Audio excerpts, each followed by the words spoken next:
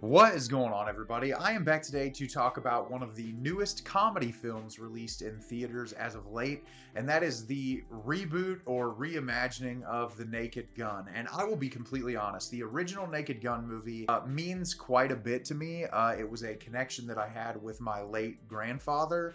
He was a huge Leslie Nielsen fan, and I remember watching that movie and a lot of the other Leslie Nielsen projects. My grandfather, when he retired, he became a golf course superintendent. And so he was always huge in the game of golf throughout his life. And he owned these like series of VHS tapes that were like parodies of instructional videos that were about golfing that Leslie Nielsen did. And I always loved them when I was growing up. And I just was like a huge fan of his. And The Naked Gun was one of those movies that anytime I put on, I just found it to be absolutely hilarious. You just don't get a lot of comedies anymore where it feels like they're trying to go for a punchline every 2 seconds, but they're so well crafted and put together that it works really well. And so I was curious to see with like a modern reimagining if they could stick the landing at something like that, and if Liam Neeson could really nail that role, because I think what makes Leslie Nielsen such an incredibly hilarious actor, he doesn't ever seem to be playing it for jokes. It's like he's playing it very seriously. And it's the way he reacts to situations and kind of just his inflection in his voice, which is what makes the punchlines work so well. So I was curious if Liam Neeson would be able to accomplish the same thing. And I'm excited to tell you a little bit about this movie today. The Naked Gun is directed by Akiva Schaffer. Only one man has the particular set of skills to lead police squad and save the world: Lieutenant Frank Drebin Jr. So I was super excited to watch this movie. Like I said, you're cautiously optimistic with these things, especially when you have such a fond attachment to the original property. And I absolutely loved this movie. This is one of the most fun experiences that I've had going to the theater in a long time.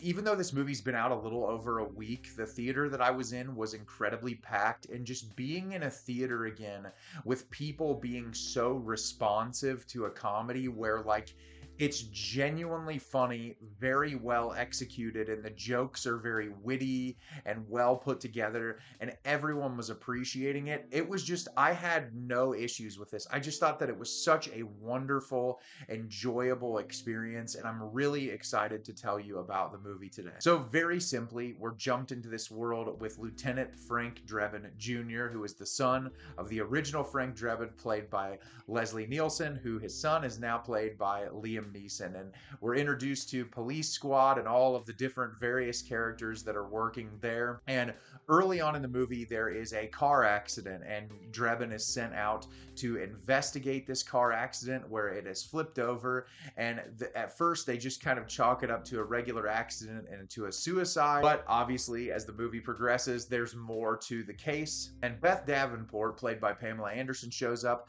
who is the sister of the man who was killed in this car accident. And she believes that there's this larger scheme going on with Richard Kane, played by Danny Huston, who is the owner of this large electric vehicle company, who's also involved in all of this other technology. She believes that he has something to do with her brother's death, but she's not 100% sure why. So the entirety of the film is Frank and Beth working together to try to figure out, is this man responsible for her brother's death, and what is he planning to do? And there are a ton of laughs along the way. So like I said, this movie is really honestly kind of remarkable, because I feel like something like this, it's been done before. Obviously the original Naked Gun, there's a lot of movies in this genre that have existed for years where it's like visual gags mixed in with trying to land as many comedic punches as you can in an hour and 25-minute period. And it doesn't always necessarily work, but in this particular case, it feels like it works every single time. I want to start with the performances in this movie. Liam Neeson is excellent. I did not expect him to nail this as perfectly as he does, but there were some moments in this movie that I was laughing so hard that I cried. There's a scene in the trailer that they expand on where he eats a chili dog and drinks a bunch of coffee, and he's got to go to the bathroom, and it's like him rushing in and trying to butt in front of a line in the bathroom, and the elongated sequence of how that plays out is one of the funniest scenes that I have seen in a movie all year long. And Liam Neeson's delivery and the way that he acts in those moments is really what makes it so incredibly astounding. And not only is just his delivery of the lines great, but similar to Leslie Nielsen, it's like the bodily comedic aspects of it. He just nails commanding the scene in a way that I just thought was really remarkable. He was fantastic in this role, and all the whole time I'm just thinking, I want 100 more of these. I just think that they're so incredibly funny, and the jokes were so sharp, and his performance was a large part of it. I also loved Pamela Anderson in this movie. I felt like she, as the counterpart to Liam Neeson, was incredible. Their chemistry was great. There's one scene in particular that I don't want to go too into detail on, where it's like this vacation sequence that they go to this snowy cabin in the middle of the woods, and it is just like roll on the floor hilarious. Like the absurdity of it, the visual gags, just how quick and witty and sharp it is.